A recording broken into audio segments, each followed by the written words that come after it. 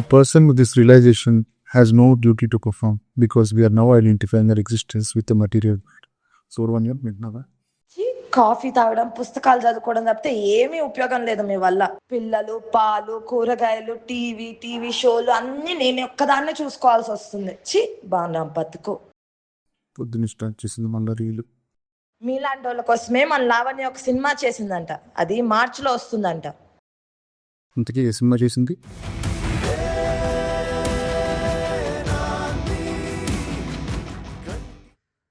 Hello జబ్బు. ఏమండి, hospital programme ని 3 రోజుల నుంచి పోస్ట్పోన్ చేస్తున్నారు. మీరు కుదరదంటే చెప్పండి, నాన్నగారిని పిలుచుకుంటాను.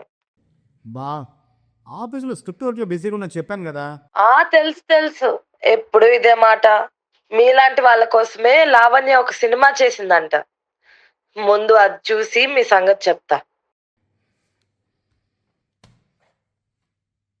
ఎంతకీ ఏంటో ఆ సినిమా?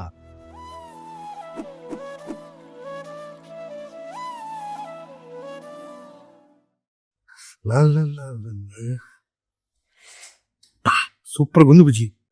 ఉంటది ఎందుకుండదు, చేసింది మీరు కదా. అదే నేను చేసి ఉంటే 36 వంకలు ఉండేవి. హ్యాపీగా అట్లా బయటికి వెళ్ళొద్దాము అని అంటే నేనేదో పొడుస్తానంటూ కిచెన్లోకి వెళ్ళి ఎలగబెట్టింది ఏంటంటే సాంబారు, దానికి చికెన్ వండినట్టు బిల్డప్. అది కాదే, పిల్లలు ఉన్నారు, కొంచెం నెమ్మదిగా మాట్లాడేవి. సారీ అండి, చూసుకోలేదు, బయటికి వెళ్ళారనుకున్నాను. ఇట్లాగే మాట్లాడతా నేను.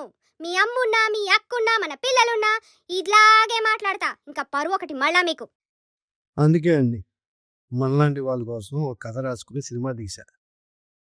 Thank you. Hi Lavanya. Hi, ఎలా ఉన్నారు?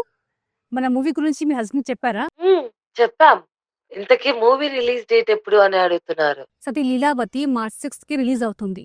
మీరు ఎక్కడ ఉన్నా మన మూవీ డెఫినెట్ గా చూడాలి. ఓకేనా?